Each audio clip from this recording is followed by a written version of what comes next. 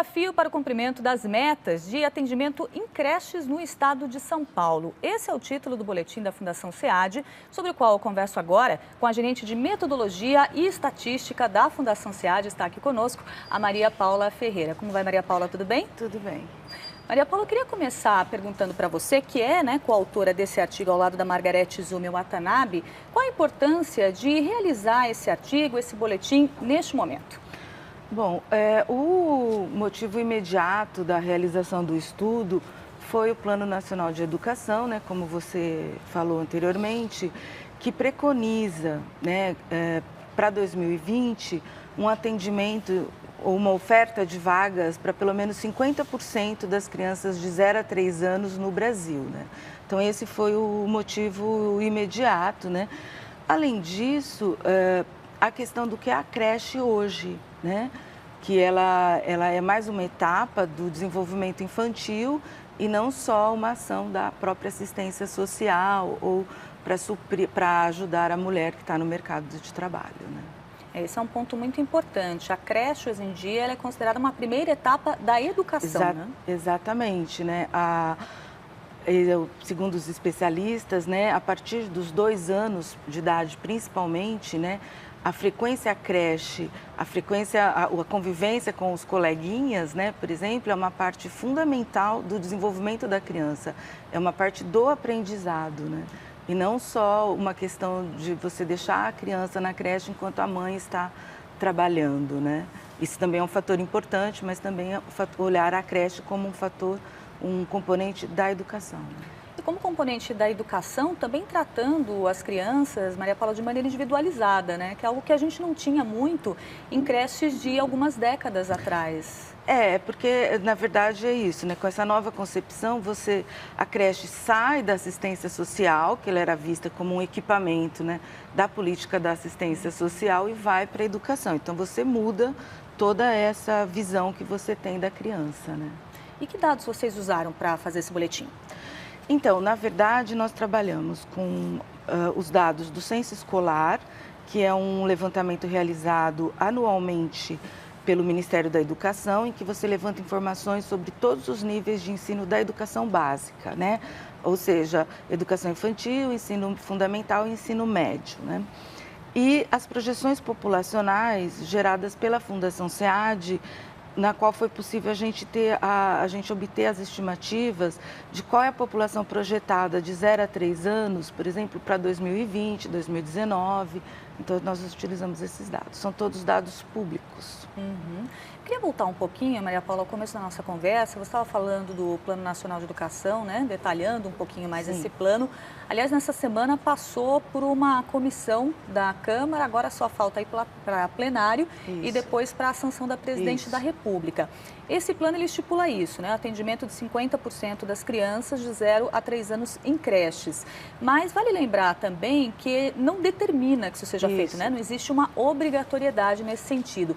Então, a gente poderia ter um cenário também que tanto podem sobrar vagas como podem faltar, Exatamente, Na verdade, o pai não é obrigado, os pais não são obrigados a colocar as crianças na creche. Só que o plano preconiza, essa meta, que a gente já falou, de você garantir pelo menos 50% do atendimento, Então, na verdade, é mais do que o Brasil, ou no caso o município, que é o prestador dessa política, teria que disponibilizar, tanto na esfera pública quanto na privada, pelo menos 50% das vagas. Então, isso que você falou pode ocorrer em alguns locais. Eu posso ter mais que 50%, em outros eu posso ter menos. E também um lembrete importante, que algumas pessoas não sabem, a educação infantil, isso é da alçada das cidades, dos municípios, Exatamente, A partir da Constituição de 88, o que está preconizado é que a educação infantil é responsabilidade do município, E ele também tem a possibilidade de compartilhar o ensino fundamental com o Estado. Agora, a educação é exclusiva do município. Vamos começar a observar, então, algumas tabelas, começar aqui pela tabela 1 desse boletim, que trata da distribuição das matrículas em creches segundo dependência administrativa. E aí, por dependência administrativa, a gente vai entender a modalidade, digamos assim, da creche. E aí eu queria te perguntar atualmente, Maria Paula, o que a gente tem de mais significativo em relação à dependência administrativa? Quem que, digamos assim, oferece atualmente mais vagas em creches no estado de São Paulo? Então, na verdade, né, a oferta é predominantemente pública. Tanto a pública direta, que é naquele caso ali na coluna de 2012, por exemplo, né? A gente vê que das 837 mil matrículas que existiam no estado de São Paulo em creche em 2012, quase mais da metade, né, era da responsabilidade da oferta pública direta. Se a gente considerar também a privada conveniada, né, também é uma oferta pública, porque ela é subsidiada pelo poder público, né, a gente teria mais 238 mil. Então, na verdade, o grande prestador de serviço é o município e a oferta pública. Uhum. Mas a gente tem também esse dado importante em relação às creches privadas com convênios, né? Então, é exatamente isso que eu falei, né? Que é tudo, a gente considera tudo oferta pública. Tanto a direta, que são as 446 mil, quanto a privada com convênio, que é totalmente subsidiada pelo município.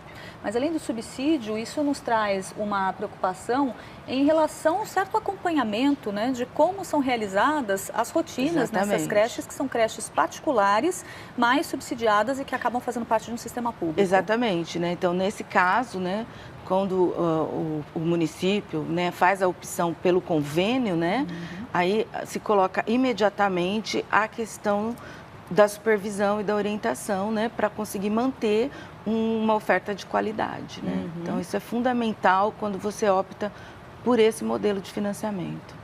E a gente tem aqui a tabela 2, que traz as matrículas em creche e o número mínimo de vagas para atingir pelo menos 50% do atendimento na creche, né, que é o que estipula o Plano Nacional de Educação, segundo localização e porte populacional do município. Aqui, o que a gente teria de destaque, Maria Paula, em relação às cidades ou o porte das cidades que podem encontrar alguma dificuldade em chegar até essa meta? Tá, então, na verdade, assim, o que a gente viu, né, no período 2009-2012 foi um grande aumento da oferta, né?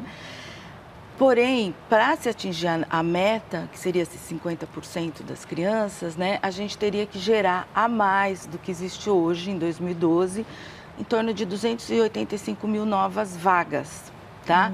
Totalizando 1.122.000 matrículas, né? O que a gente vê é que, na verdade, assim, a maior parte dessa demanda está, como era de se esperar, nos grandes municípios, né? Então, eu tenho, por exemplo, acima de 300 mil habitantes, 21 municípios que teriam que gerar, em termos de novas vagas, 117 mil novas vagas. Então, a gente tem, nesse conjunto de vagas, mais de 40% restrita a 21 municípios dos 645 municípios do estado. Então, os grandes municípios, eles sofrem essa questão da demanda, né? Inclusive com uma taxa maior de participação da mulher no mercado de trabalho, que vai demandar creche para crianças, inclusive, menores de 2 anos. Então, eles respondem por esse grande esforço que vai ser feito aí para atingir a meta. O que nos leva para a questão do que é necessário para que essa meta seja atingida, né? Quais são os desafios que a gente tem aí em relação a terreno, capacitação de profissionais, também recursos para que a gente consiga chegar a essa meta? Então, os desafios são vários, né? Então, se a gente for pensar nos grandes municípios, né, principalmente municípios localizados, o município de São Paulo, por exemplo, a gente tem uma dificuldade de conseguir os terrenos, inclusive para construir as creches, que elas seguem um padrão definido. Então, você tem grandes municípios que têm uma capacidade de financiamento maior, mas eles têm uma grande demanda. E você tem pequenos municípios que a demanda pode ser pequena, pode ser a demanda para uma creche ou uma turma de creche, mas a capacidade financeira também é pequena. Então, a creche em si é um equipamento muito caro.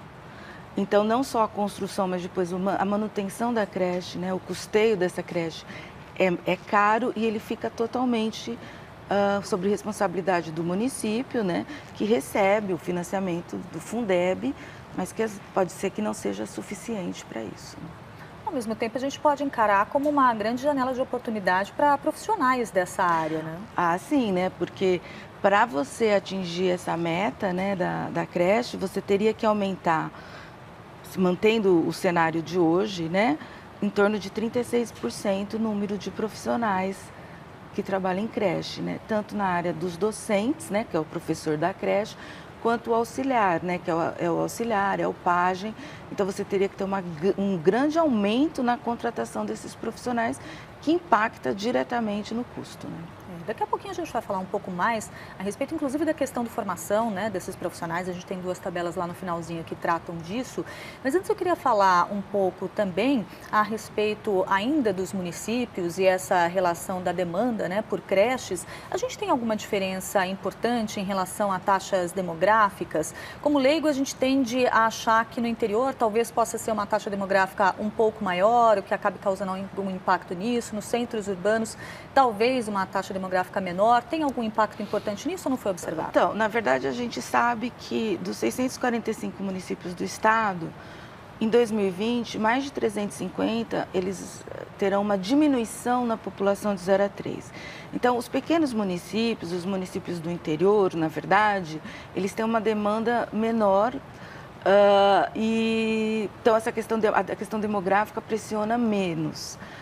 Na verdade, nos grandes municípios eu tenho maior pressão demográfica. Curioso. Porque, por exemplo, você tem áreas dos grandes municípios com baixa natalidade, por exemplo, e áreas com uma natalidade maior. Né? Uhum. E a gente tem uma questão interessante também, quando a gente fala de taxas de natalidade, às vezes o que acontece, especialmente com educação infantil, quando a gente tem até taxas menores, parece que aqueles filhos menos numerosos acabam de alguma maneira sendo, entre aspas, mais bem cuidados ou recebendo mais atenção, inclusive financeira dos pais, o que se reflete na educação também, né? Aí poderia se refletir, não sei, né? O estudo não tratou disso, mas pode ser na escolha da educação privada, né? Enfim, mas na verdade, um fator preponderante hoje, além da questão demográfica, nos grandes centros urbanos, é a questão da mulher no mercado de trabalho, né? Que a taxa de participação feminina, ela aumentou na década, né, de 2001 a 2011, né? Ela sai de 49% das mulheres no mercado de trabalho para 53%, então é um aumento significativo em termos de número de pessoas, né? Então, essa é uma das principais questões para a creche hoje nos grandes centros urbanos, né? Que é a necessidade da mulher trabalhar e ter algum espaço adequado para a criança, né? E a gente tem também um número de professores ou de profissionais da educação necessários maior pelo número de alunos do que em relação ao ensino fundamental também. Com certeza, né? Então, na verdade, o ensino fundamental é em torno de 1 professor para 35 alunos, né? A creche existem vários padrões, né? Dependendo da criança.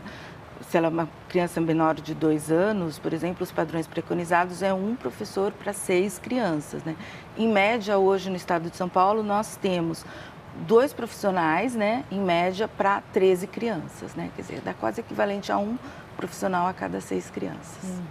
Vou passar aqui para a tabela 3, essa tabela que trata das matrículas em creche, taxas de crescimento, vagas projetadas e taxa de atendimento segundo localização e porte populacional no município do estado de São Paulo, inclusive com essa projeção aí para 2020. Se a gente olhar ali o total, né, se a gente olhar essa última linha aqui, a gente parece que tem um número bom, 71,2% aqui. Então, a gente poderia dizer que o Estado, de uma maneira geral, atingiria essa meta? Exatamente, né? Só colocar, essa projeção, ela foi feita considerando o cenário mais otimista possível, né?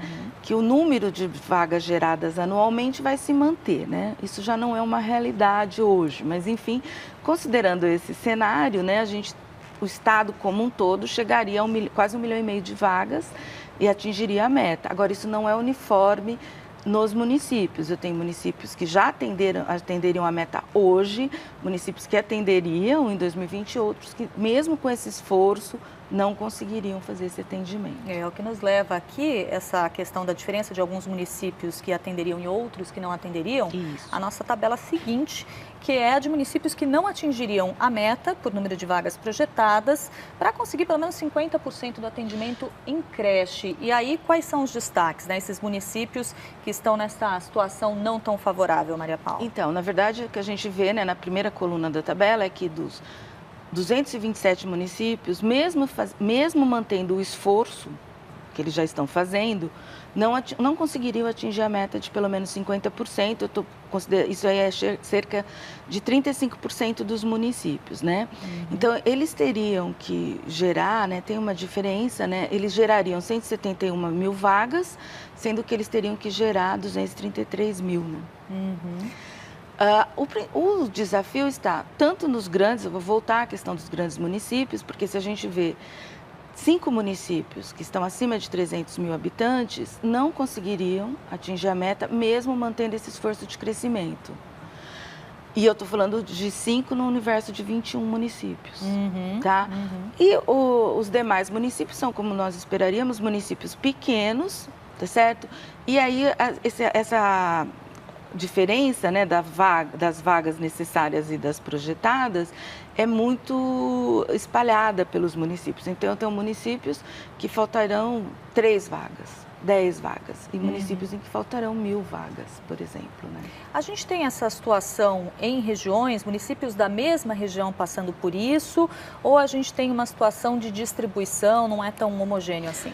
Na verdade, a gente tem nessa questão, quando eu olho o estado de São Paulo por regiões, né, os municípios localizados no Vale do Ribeira, né, que é a região de Registro, a região de Itapeva e a região de São José dos Campos, né, que é a região metropolitana do Vale do Paraíba e Litoral Norte, eles apresentam maior dificuldade para o atingimento dessas metas, tá? Os municípios do ABC, eles também fizeram um esforço brutal para o atendimento da meta, mas eles ainda têm desafios muito importantes para conseguir atingir. É uma pena, né? Porque a gente teve esse aumento que foi significativo entre 2009 e 2012. Aí você falou nessa projeção mais otimista, que se fosse mantido esse ritmo, a gente conseguiria no estado como um todo, não observando diferenças regionais, atingir essa meta, mas a gente não vai conseguir em todos os municípios se a gente continuar assim. Existe algo a que possa ser atribuído essa tirada do pé do freio, né? O que aconteceu, ou a tirada do pé do acelerador e aí colocada no freio, em relação a esse aumento do número de creches? A gente teve uma melhora em 2009 e 2012, depois parou um pouquinho. Na verdade, continua num ritmo um pouco menor, mas a expansão da oferta continua, né? Então, na verdade, a grande questão é o financiamento, né? Os municípios conseguem financiar até um ponto, né? Então, hoje, né, se a gente pensar em financiamento, né, o atendimento da educação infantil, ele é 9% de toda a receita municipal. Né? Não é algo de menor importância isso, né? Aí, para manter esse ritmo de crescimento, ele se tornaria, em 2020, 13% dessa receita. Então, eu teria um aumento no custo do município em torno de 4 pontos percentuais, um aumento real da despesa. Então, isso não é algo fácil para os municípios fazerem. O que a gente teria como alternativa para isso? Tem algum tipo de articulação possível com outras esferas de governo para tentar minimizar, né, esse impacto desse aumento de investimento e a gente chegar à meta? Então, nós temos algumas iniciativas que já estão em curso, né? Tanto do governo estadual quanto do governo federal, que é a construção das creches, né? Então, eles financiam integralmente, né, a construção do equipamento, né? Existem outros programas, como o Brasil Carinhoso, né, que ele garante a vaga na creche das crianças pertencentes às famílias com Bolsa Família, né? Então, é uma política articulada com a assistência social. Então, entre essas questões que podem ajudar a discussão do financiamento e a articulação entre as políticas, saúde, assistência e educação. Se mesmo assim a gente chegar numa situação de não alcançar essa meta, haveria outras medidas que a gente poderia até considerar paliativas, mas poderiam resolver em parte o problema de determinadas populações? Por exemplo, algum critério de ingresso, considerando crianças um pouquinho mais novas, já que a gente está falando em princípio de crianças de 0 a 3 anos? Então, na verdade, isso não existe, né, perante o projeto de lei que está em discussão, né? O que já existem, por exemplo, é você direcionar melhor essa questão da oferta, né? Ofertar as vagas para locais em que existe efetivamente maior demanda, né? Então, por exemplo, um exemplo seria nos grandes centros, você tentar localizar áreas nas cidades onde eu poderia construir um equipamento em que eu estaria com uma demanda efetiva maior, né? E essa questão é importante também, que é nós dimensionamos aqui a demanda potencial. Agora, a gente precisa dimensionar também qual que é a demanda efetiva realmente, porque o pai e a mãe, eles não são obrigados a colocar seu filho em creche. Então, de fato, quanto que é a demanda efetiva, né? Isso é uma coisa bem difícil de mensurar. Acho que não tem nenhum país do mundo, né, que a gente tem obrigatoriedade. Na verdade, né? eu não conheço, né? Mas, assim, a gente pode... É uma situação muito difícil, porque cada localidade vai ter a sua, né? Aí a gente tem aqui, a gente vai passar para a tabela seguinte, que é a tabela 5 desse boletim da Fundação SEAD, que trata um pouco da formação dos docentes de creches, né, por dependência administrativa, ou seja, por modalidade, né, de creche onde lecionam, segundo escolaridade e formação. Antes da gente partir para os dados aqui da tabela em si, Maria Paula, eu queria ouvir você um pouquinho a respeito da formação, né, desses profissionais que atuam com educação na primeira infância. No caso dos docentes, né, no caso dessa tabela, os professores, qual que é a formação que eles têm de ter? Então, na verdade, isso é regido por lei, né? A lei de diretrizes, né? Então, os docentes, tanto da educação infantil quanto do primeiro ciclo do ensino fundamental, que são os 5 primeiros anos, né? Eles devem ter ou ensino superior ou magistério, né? E o que a gente vê é que é o que ocorre realmente nessa tabela, né?